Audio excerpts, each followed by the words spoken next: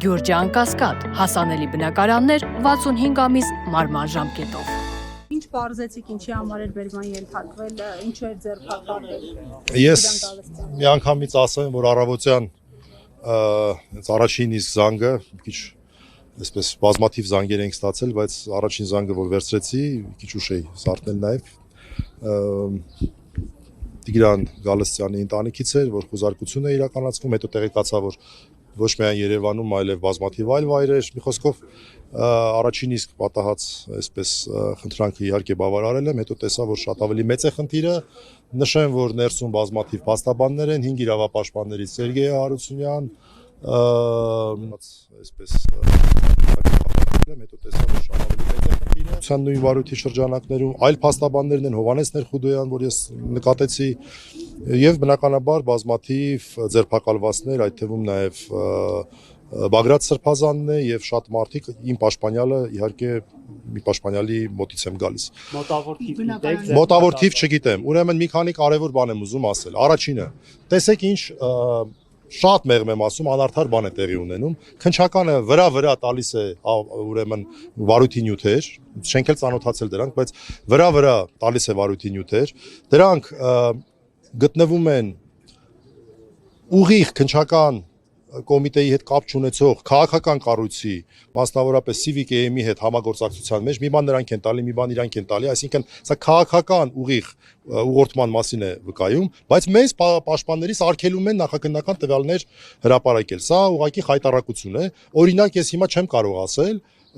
ըստ երևի թե քնչականի տրամաբանության, օրինակ, որ իմ պաշտպանյալի տնից օրինակ հայտնաբերված երեխայի սենյակից հայտնաբերված ինչ որ մի առարկա, երեխայի խաղալիքն է եղել, իր երեխայի այսպես խաղասրահում են հայտնաբերել։ Ես չգիտեմ, եթե դա այս հրապարակեմ դրա վաղը մյուս օր ինձ պատասխանատվության ենթարկելու հարց կառաջացնեն, թե չէ, բայց իրանք կարող են ամբողջ նախաքննական տվյալները հանրությանը ներկայացնել, դրանով զայնագրություններ, բացի զայնագրություններից նաև ինչ որ այսպես փաստական տվյալներ ըստ իրենց, որը որ մեղմ ասած չի համապատասխանում ոչ սահմանադրությանը, ոչ օրենքներին, ոչ միջազգային ստանդարտներին։ Մենք պետք է հավասար հնարավորություն ունենանք ոչ միայն դատարանում, այլև հանրության առջև ներկայացնելու այն տեղեկությունների կեղծ լինելի, եթե դրանք կեղծ են, որոնք որ ներկայացվելու են եւ օգտագործվելու են մեր վստահորդների դեմ։ Երկրորդը, իմ պաշտպանյալը կոնկրետ որևէ կերպ մեղադրանքը չի ընդունում, ոչ մի կերպ մեղադրանքը չի ընդունում։ Մեղադրանք է առաջադրել, դրա մասին խոսել են արդեն, ինչ որ ահաբեկչական այդ բանի հետ կապված նախապատրաստություն, սահմանադրական կարգի հետ կապված, բոլորը նախապատրաստության մակարդակում իմ պաշտպանյալը կոնկրետ ես խոսում եմ ուրեմն Տիգրան Գալստյանի մասին, նա չի ընդունել, գիտեք, չգիտեմ, նորից նույն բանը ասեմ, որտեղ վստահ եմ, որ շատերն են դրա մասին խոսել, սա ակնհայտ քաղաքական հետապնդման տարեր է պարունակում, ակնհայտ է ամեն ինչ, ես նաև հիշեցի, որ վաղը Ադրբեջանի զինված ուժերի օրն է, ինձ թվում է Նիկոլ Փաշինյանը նվեր է մատուցում նաև ադրբեջանցիներին, դրանով շնորհավորելով այն զինված ուժերի մի խոսքով հասկանալի է արդեն։ Միջնորդություններ խափանամիջոց կալան։ Վստահ ենք, որ լինելու են, բազմաթիվ են քաղաքացիները, մենք չգիտենք դատարանները, որոնք են լինելու, կարծում եք մեկից ավել դատարաններ են լինելու, դրա համար ճիշտ է, որ մի պաշտպանը մեկից ավել պաշտպանյալ չունենա, որտեղ միաժամանակ կարող է լինել, խնդիր կարող է առաջանալ։ Ուրեմն այս պահի դրությամբ այսքանը կարող եմ ասել, եթե լինեն լրացուցիչ տեղեկություններ, բնականաբար մենք կհայտնենք, ուրիշ ինչ կարող ենք ասել, այսքանը։ Այո, մեկ վարույթ է, ես չգիտեմ բոլորին նույն մեղադրանքն է առաջադրվում, թե չէ, բայց վարույթը նույնն է։ Ինչով է հայտնի Տիգրան Գալստյանը, ինչ բիզնեսով է զբաղվում, որովհետև նա հանրության համար կարծեք թե անծանոթ մարդ։ Գիտեք, ոչ միայն հանրության, այստեղ ձերբակալված են ոչ միայն հանրությանը հայտնի մարդիկ, այլև բազմաթիվ հանրությանը անհայտ մարդիկ։ Դա եղած կա։ Ես չեմ կարող թիվը ասել, բայց վստահ եմ, որ 10-ից ավել են։ Ամեն դեպքում այն բանից հետո երբ առավոտից ես զանգեր ես ստանում, 10-ից ավել ես հաշվել եմ։ Պարոն Մելիքյան, 3 հեղաշրջման պլան, այսպես Այո։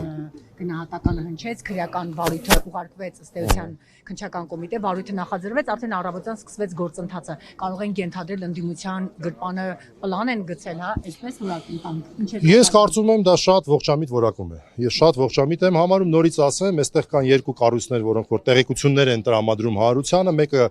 պաշտոնապես քաղաքացիական պայմանագրի օրգան հանդիսացող, դա տերմին է, չէ՞, ժամանակ Pravda թերթը կոմունիստական կուսակցության օրգաններ, հիմա այսպես CVKM-ը համարվում է քաղաքացիական պայմանագրի օրգանը, այդ ԶԼՄ-ի միջոցով տեղեկություններ են հրապարակում, հետո քննչականն է տեղեկություններ հրապարակում, բայց մեզ փաստորեն արգելել են։ Ես շատ կարևոր հանգամանք եմ ուզում նշել, որովհետև հաստատ լինելու են, եթե ոչ կեղծ, ապա մոլորեցնող տեղեկություններ հանրությանը, որպեսզի իրենց համար ավելի այսպես շահեկան ձևով տեղեկատվական դաշտը գնա։ Սա շատ կարևոր հարց է, ես նախապես եմ ուզում դրա մասին խոսեմ, ինձ նախազգուշացրել են, վստահ եմ մյուս բոլոր պաշտպաններին են նախազգուշացնելու, սա կարևորագույն խնդիր է նաև լրատվամիջոցների համար։ Եթե դուք չեք հրապարակելու նախաքննության տվյալներ, մի հրապարակեք եւ Okay, այդ դեպքում դեռ կարելի է մտածել ինչ որտեղ, որ արգելում են մեզ, բայց որ դուք արդեն հրապարակում եք, տվյալներ եք գցում ցանց, ինչպես կարող եք մեզ զրկել դրանց վերաբերյալ ողջամիտ պարզաբանումներ տալու հնարավորությունից։ Այսինքն հնարավորություն չտալ դες ընդհանրապես խոսել որևէ Դե անունը նախաքննական տվյալներ է, այո, սա առաջի անգամ չի որ օգտագործվում է, բայց այս անգամ շատ ավելի անարտար է, որովհետև նորից ասեմ, ի տարբերություն մեզ նրանք իրենց գործողությունները արդեն կատարում են։ Պարոն Մելիքյան, իսկ ձեզ հայտնի է քննչական կոմիտեի հրապարակած ձայնագրությունները, որտեղ ասում են երկու հոգու պատի տակ գյուլնում ես, մի 15 հոգել դնում ես բանկը, պրծավ գնաց, սա բնաջնջվում են, գնդակահարում ես, ընտանիքին էլ փոխհատուցում ես տալիս կյանքի համար, իրենք էլ ուրախ կլինեն։ Հետո խոսվում է նաև մի քանի հոգանոց խմբեր ձևավորելու մասին, գործողություններ անելու մասին եւ այնտեղ լսվում է Բագրատ arczepiskopos Գալստանյանի ձայնը։ Սա արդյոք խնդրահարույց չէ, դուք սա ինչպես եք մեկնաբանում։ Չսկսեք դրանից, որ մենք այս պահին ունենք ընդհանրապես ես նախ ծանոթ չեմ դրանց, ժամանակ չի եղել ծանոթանալ։ Երկրորդը, ես ձեզ հավատացնում եմ, որ օրական ես տասնյակ անգամներ եմ լսում խոսակցություններ մոտավորապես նույն բովանդակության, որովհետև մարդիկ այսպես քաղաքական առումով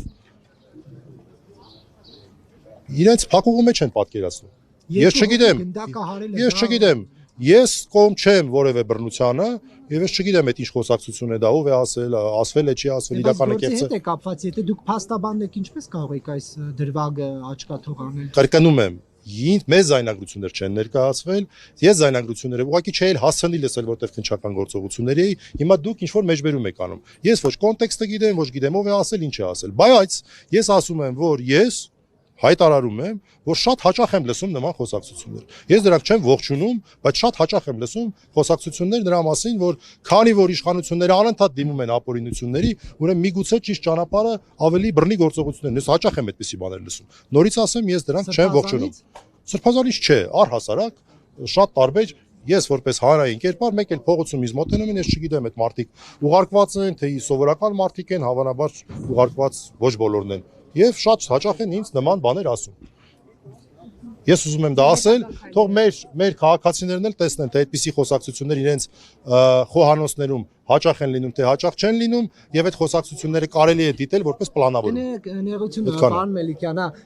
քաղաքացին ասի, որը չգիտեմ ինչ որ մի խնդրից է, մի պետական կառույցից դուրս է եկել եւ ասում է պետք է օրինակի համար ռում գցել սրա վրա, չէ՞, կարծում որ դա էլ բան է, բայց երբ որ ներողություն հարցս վերջացնեմ, քաղաքական process-ների մեջ գտնվող մարդն է ասում երկու հոգու գյուլես 15 հոգու էլ տանես բնաջնջես, չէ՞ կարծում որ դրանց կոնտեքստները տարբեր է, էլի քաղաքականությամբ զբաղվողին այլ կերպ են կալում, նա դա եղած քաղաքացուն այսպես ասած այլ։ Մենք ունենք հետևյալ իրավիճակը։ Քննչական կոմիտեն իր համար ձեռնտու ձևաչափով հրապարակել է որոշակի ուրեմն ձայնագրություններ։ Ես ոչ դրանք լսել եմ, ոչ էլ տեսել եմ։ Ես չգիտեմ դա իրականությանը համապատասխանում է թե օրինակ AI-ի սարքաստն է։ Չգիտեմ, չեմ կարող իմանալ։ Ես չգիտեմ դա Բագրատ Սրբազանն է, թե որևէ ուրիշ քաղաքացի է։ Հիմա դուք ինձ հարց եք տալի, ելնելով ենք անխավարկածից, որ դա այո իսկապես ասվել է Սրբազանի կողմից, իսկապես ասվել է ինչ որ գործողություններ ենթադրաբար պլանավորելու համատեքստում։ Ես չեմ կարող այդպիսի հետևության գալ։ Ձեր հետագա քայլերը, պարոն Մելիքյան։ Մեր հետագա քայլերը դե մեզնից չի կախված։ Ես ենթադրում եմ, որ մեզ հրավիրելու են, ես ենթադրում եմ, որ դատական նիստ է լինելու, քանի որ շատ են կարծում եմ մեկից ավել դատարաններում են, կարծում եմ դատարաններում են լինելու, հա, մի կարևոր բան ասեմ, իրավական հարց ասեմ, բոլորը ձերբակալված են 24 ժամվա ռեժիմով։ Այսինքն ոչ թե 72, այլ 24 ժամվա ռեժիմ ունեն, հավանաբար այսօր երեկոյան ենթադրում եմ պետք է արդեն դատարաններ մուտք անեն, դատարաններն էլ պետք է նշանակեն կոնկրետ դատավորներին, մեզ նյութերը տան մենք ծանոթանանք, կարողանանք պաշտպանություն իրականացնել, ենթադրում եմ գիշերը լինելու է բավական ծանրաբեռնված բոլոր այն պաշտպանների համար, ովքեր որ ներգրավում են։